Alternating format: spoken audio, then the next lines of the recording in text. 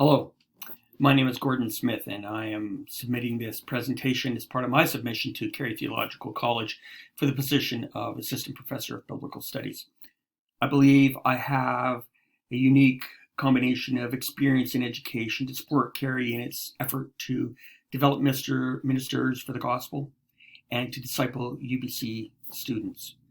My education is a blend of social work and theology, both graduate and undergraduate levels, with my graduate work in both cases being online and distance education, so that I'm familiar with those platforms and the adult learner needs.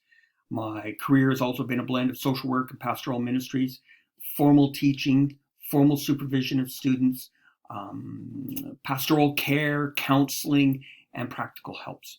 So why apologetics? I believe apologetics is important as an important component for seminary education, and it's grounded in the New Testament. First Peter reminds us to be ready to make a defense. Defense being translated from the Greek as apologia.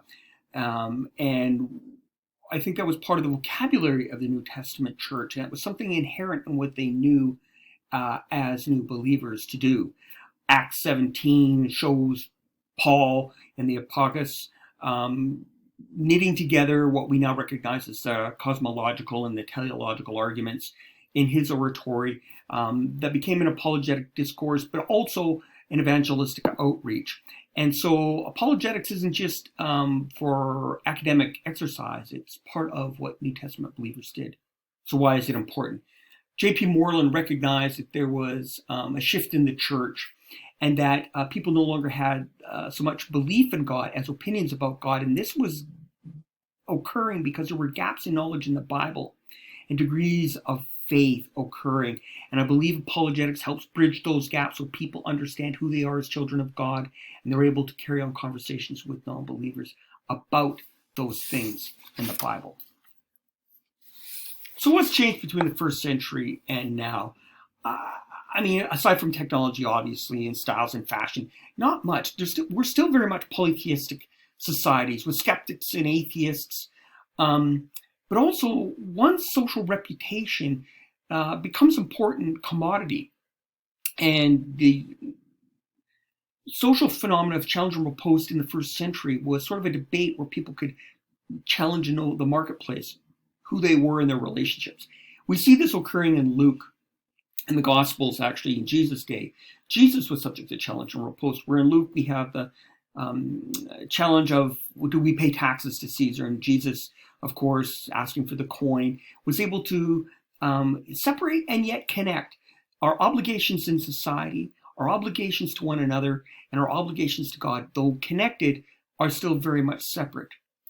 Also in Matthew 22, we see that Christ received a secondary challenge, or one of many challenges, by Pharisees and Sadducees as to his ability to be a teacher, his authority as a teacher. And Jesus undercuts that argument well, showing that even in the most difficult theological thorny issues, Jesus is able to separate the elements and bring reality and practicality to living for real people. So challenge and riposte today still occurs. It's not a surprise to us on any college campus anywhere. The debate of God's existence or his viability of Christianity occurs. But what Peter brings for us, and I think apologetics offers us, is that it's not about winning the argument, because that can be done. I think it's about carrying the conversation, keeping the conversation alive, and ultimately winning the soul for Jesus. So what's needed?